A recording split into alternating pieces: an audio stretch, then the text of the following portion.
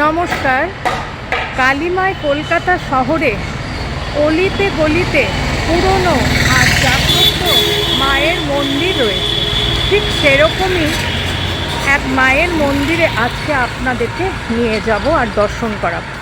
তবে বলে রাখি, এই মায়ের মন্দিরের মাকে কিন্তু শিকল দিয়ে বাঁধা আছে। আচ্ছা, মন্দিরটা কোথায়, কিভাবে আসবেন সেটা মানে লোকেশনটাই আগে আপনাদেরকে জানাই। আমি এখন দাঁড়িয়ে শ্যামবাজার পাঁচমাথার মোড়ে হচ্ছে মেট্রো ধরবো, আর মেট্রো করে যাব হচ্ছে কালীঘাট। চলুন। আচ্ছা, পাঁচমাথা মোড় থেকে এখানে দেখুন gate number 2, Shyambazar gate number, মেট্রোর গেট নম্বর 2 দিয়ে এবারে কালীঘাটে যেয়ে পৌঁছবো। কালীঘাটে যেয়ে আপনাদের সঙ্গে আবার কথা বলবো।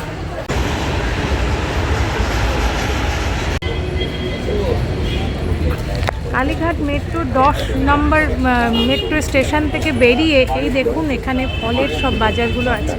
এখান থেকে সোজা যাব, এখানটা এসে পৌঁছলাম। আচ্ছা, এই যেতে হবে হচ্ছে সোজা রাস্তা ধরে। আমি ওপারে যেয়ে অটো ধরবো। চলুন, আমি আপনাদের দেখিয়ে দিচ্ছি। অটো করে যাব হচ্ছে সেন্ট্রাল পার্ক। ভাড়া কত এখান থেকে? 10 টাকা ভাড়া। এটা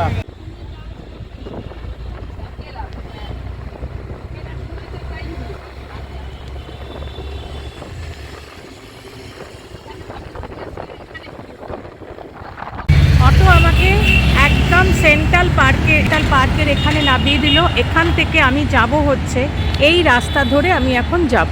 আর আপনারা হেঁটে আসতে চান তাহলে এখানে হেঁটেও আসতে পারেন। ওখান থেকে এখানে লাগবে হচ্ছে 10 থেকে 12 মিনিট। চলুন, অটো আমাকে ওইখানে নামালো, ওই যে পার্ক দেখতেই পাচ্ছেন এটা। আর ওইখান থেকে একদম এই যে পরমহংসদেব রোড, এই রাস্তা ধরে আমি যাব। চলুন, এই রাস্তা ধরে যাব। এই রাস্তা ধরে এখন আমি যাব। আর চলুন আপনাদের দেখিয়ে দিচ্ছি এখান থেকে কত দূর। একটু এগিয়েই দেখবেন এরকম দুপাশে দুটো রাস্তা যাচ্ছে। আমরা যাব হচ্ছে বাঁ দিক দিয়ে। চলুন দেখিয়ে দিচ্ছি। আমি আসলাম হচ্ছে এই দিক দিয়ে, এইখান থেকে, আর এই দিক দিয়ে আমাকে যেতে হবে। চলুন। এই যে রাস্তাটা দেখছেন, এই রাস্তা ধরে কিন্তু আমি এলাম, পৌঁছে গেছি একদম মায়ের মন্দিরের সামনে। দেখুন হচ্ছে মায়ের মন্দির।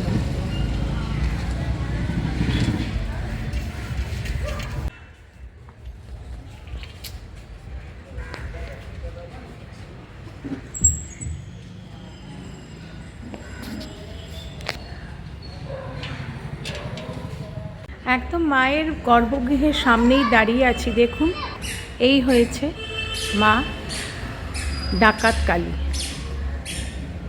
তার সামনেও এপাশেও এক ছোট ছোট দুটো মন্দির আছে, আপনাদেরকে দেখাচ্ছি। তার আগে মন্দিরটা আপনাদেরকে বুঝিয়ে দিই। এখান থেকে প্রবেশ করবেন, প্রবেশ করেই দেখুন এখানে একটা শহীদ স্মৃতি বিদ্যাপীঠ রয়েছে, যেখানে স্কুলের এখনও বাচ্চারা সবে বেরোচ্ছে। আর এই হয়েছে বাঁ দিকে মন্দিরে রয়েছে অপূর্ব সুন্দর কালো রঙ কোষ্ঠী পাথরের, মানে কালো কোষ্ঠী পাথরের অপূর্ব সুন্দর শিবলিঙ্গ। আর তার পাশে রয়েছে নন্দী মহারাজ। আর এ পাশে রয়েছে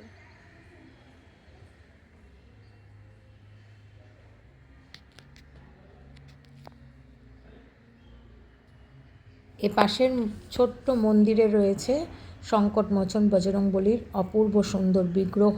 আর তার পাশে রয়েছে শ্রীরাম, লক্ষ্মণ, সীতা আর বজরংবলীর একটা ফটো, খুব সুন্দর।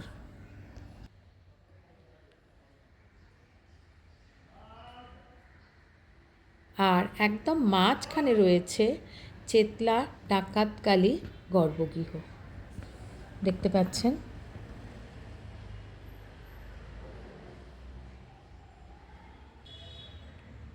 গর্ভগৃহে বিরাজ করছেন বাবা মহাদেবের ওপর লাল পাড় সাদা শাড়ি পরিহিতা মা ডাকাতকালী। আর এখানে মায়ের গায়ের রং কিন্তু ঘন ধূসর বর্ণের, আর মা এখানে উগ্র রূপে বিরাজ করছেন। আর মা একটি অসুর মুণ্ড দিয়ে তৈরি উঁচু বেদির ওপর অবস্থান করছেন। চতুর্ভুজা মায়ের 4 হাত মোটা শিকল দিয়ে বাঁধা। আচ্ছা, এই শিকল দিয়ে বাঁধা কেন, চলুন এবারে সেই ইতিহাসটা আমরা জেনে নিই।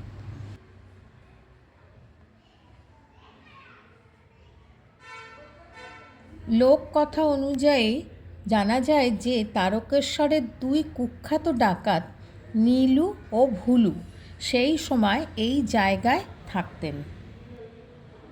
আর সেই সময় মা শারদা তারকেশ্বরের পথে যাত্রা করছিলেন, আর তখন তাকে নীলু ও ভুলু অপহরণ করে এই জায়গায় নিয়ে এসে বন্দি করে রেখেছিল। আর এর পরেই মা শারদার মধ্যে মা কালীর রূপ দেখতে পান তারা। অভিভূত হয়ে পড়েন ডাকাতরা এবং মা শারদাকে ছেড়ে দেন। আর তারপরেই মায়ের এই মূর্তি তৈরি করে তারা পুজো করতে আরম্ভ করে দেন। মন্দিরের মায়ের গর্ভগৃহের সামনের ওপরের দিক দিয়ে একটা টিনের শেড করা আছে, যাতে ভক্তদের কোনো অসুবিধা না হয় রোদ্দুর বা জল বৃষ্টিতে। দেখতে পাচ্ছেন?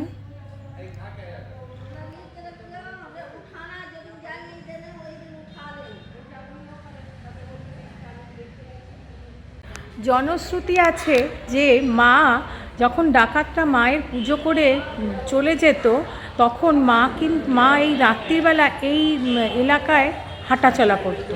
আর সেই জন্যই ডাকাতরা তাকে পুজো দিয়ে শিকল দিয়ে বেঁধে রেখে গেছিল। আজও কিন্তু মা এইভাবেই পূজিতা হয়। এবারে বলি মন্দির খোলা বন্ধের টাইমিংটা।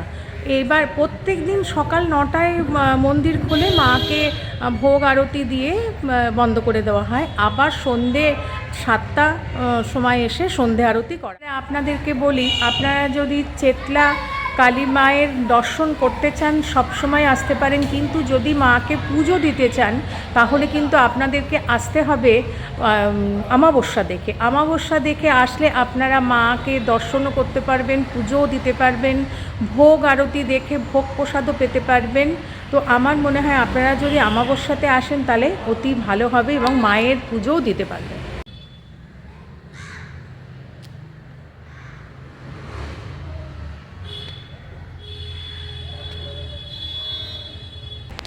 চেতলা মা ডাকাত কালীর মায়ের দর্শন করে একরাশ শান্তি নিয়ে বাড়ির উদ্দেশ্যে রওনা দিলাম।